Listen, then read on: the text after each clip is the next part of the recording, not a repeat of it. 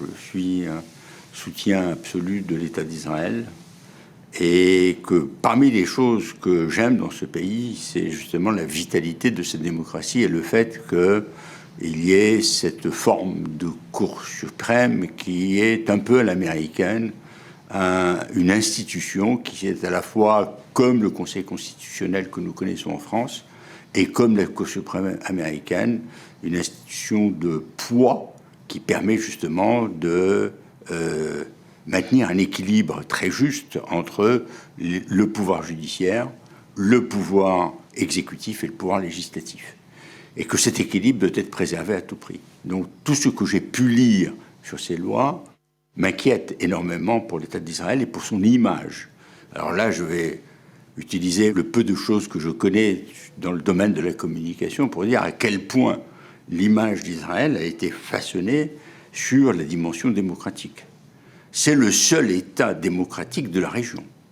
C'est le seul État qui apparaît aux yeux des Occidentaux et du monde entier comme étant un État dans lequel le check and balances, comme on dit, est parfaitement équilibré.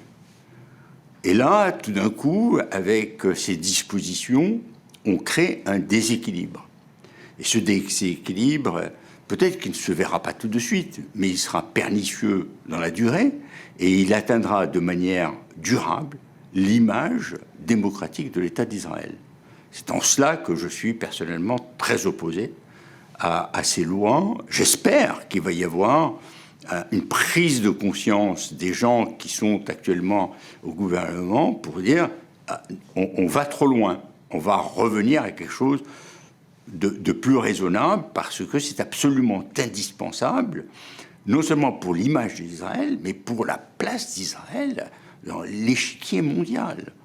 Israël a gagné sur un certain nombre de plans une image pionnière, que ce soit dans le domaine des startups, que ce soit dans le domaine de la technologie, de la science, et en particulier dans le domaine de la démocratie.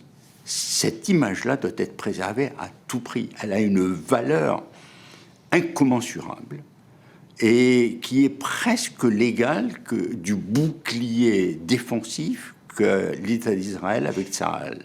C'est très important. Et donc, il est absolument indispensable que l'équilibre soit préservé.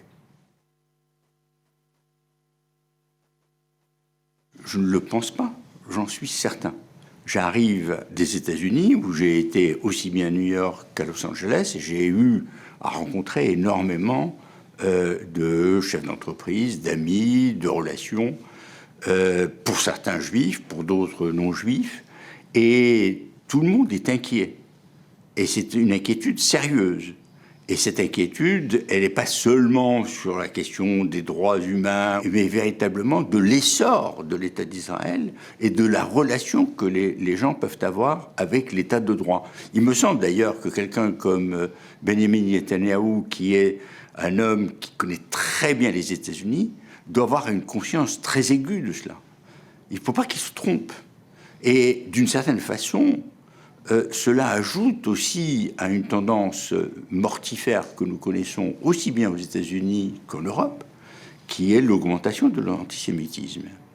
Et donc ce formidable bouclier qui est cette démocratie ouverte, le fait que tout est permis en Israël, et en particulier la liberté d'expression, la liberté de s'exprimer contre le gouvernement de manière extrêmement ouverte, comme on le voit avec les manifestations qui se déroulent en ce moment. Et je crois qu'il est crucial que cette prise de conscience ait lieu et qu'on se dise, attention, les conséquences seront économiques, elles sont politiques, il ne faut pas se tromper, elles sont politiques. Il faut que les Israéliens prennent conscience du fait que cette dimension qu'ils ont été les premiers à utiliser à plus d'une reprise. Combien de fois dans leur discours a-t-on entendu dire « Nous sommes le seul État démocratique de la région ». C'est un bien extrêmement précieux qu'ils doivent à tout prix préserver. Les Juifs du monde entier soutiennent Israël pour la très grande majorité d'entre eux. il soutient l'entente de paix comme en temps de guerre. Le temps de paix est devenu beaucoup plus important que le temps de guerre. Et si l'économie israélienne est si florissante, c'est parce que le soutien est également très puissant en temps de paix. Il ne faudrait pas que ce soutien ne se traduise plus qu'en temps de guerre, que personne n'a envie de voir. Et ça veut donc dire qu'on peut effectivement craindre une division du soutien de la diaspora. Quand je dis division, ça peut même être plus dur que cela. Il peut y avoir une véritable cassure. Je crois que nos amis israéliens, je tiens à leur dire à quel point nous les soutenons, et nous soutenons l'État d'Israël, nos amis israéliens ne se rendent pas compte de la valeur qu'ont les images et ne se rendent pas compte de la puissance des mots. Et actuellement, ce qui est en train de se passer est quelque chose qui leur fait un tort considérable. S'ils veulent véritablement continuer leur développement, continuer la poursuite des accords d'Abraham à d'autres États et devenir un phare dans cette région, une région tourmentée, difficile, il est absolument indispensable qu'ils deviennent exemplaires là-dessus, qu'ils redeviennent exemplaires. Et il me semble qu'il n'y a pas d'autre issue, il n'y a pas de négociation possible, il n'y a pas de mi-chemin où l'État s'exprime dans toutes ses dimensions de manière complètement démocratique avec chacun des pouvoirs en place, ou commence à trichoter, et à ce moment-là, ça jette l'opprobre, et pour ne pas dire plus, sur l'ensemble du dispositif et du système israélien. Il n'y a pas de marchandage, là. Il n'y a pas de demi-mesure.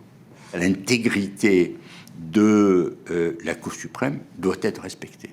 Et l'idée qu'un Parlement puisse overrule, pour employer un terme qu'ils entendront bien, une décision de la Cour suprême est une idée qui est non seulement malheureuse, mais qui peut causer un tort et un préjudice durable à l'État d'Israël.